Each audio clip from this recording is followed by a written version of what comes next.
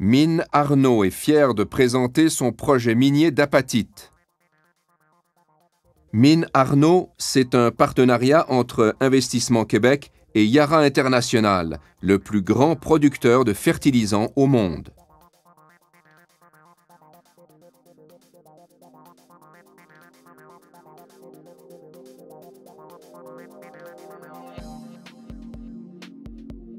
Situé à mi-chemin entre la ville de Sept-Îles et Pointe-Noire, le projet minier Arnaud est novateur et tourné vers le développement durable et le respect des communautés. Le parc à résidus et le complexe minier seront situés sur une terrasse de basse colline à près de 2 km au nord de la route 138, de l'autre côté des lignes de transport d'énergie.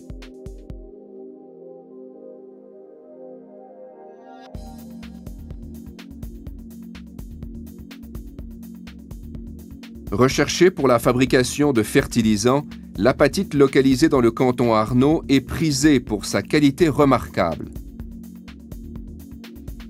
Un tronçon du chemin de fer existant, long de 8 km, sera déplacé vers le nord pour desservir l'usine et la relier au port, évitant ainsi la présence de 250 nouveaux camions par jour sur la route 138. Une fosse à ciel ouvert d'où la roche minéralisée sera extraite. Cette fosse aura, à la fin de sa vie, une longueur de 3,5 km, une largeur de 800 mètres et une profondeur de 240 mètres. Un seul dynamitage est prévu quotidiennement. Un parc à résidus composé de plusieurs cellules permettant la ségrégation de 2 types de résidus et une restauration progressive. Une halde à stérile. L'eau provenant de la fosse, des cellules du parc à résidus et des diverses aires d'accumulation de morts-terrain, recueillies dans le bassin d'accumulation, sera acheminée vers l'usine de traitement de l'eau. Aire d'accumulation de morts-terrain.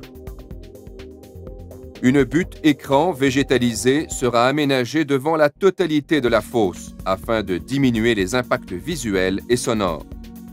Une aire d'accumulation de minerais de basse teneur temporaire. La construction de la mine créera entre 800 et 1000 emplois. Son exploitation sur une durée de 23 ans créera 330 emplois directs et 425 emplois indirects, surtout chez des fournisseurs locaux et régionaux.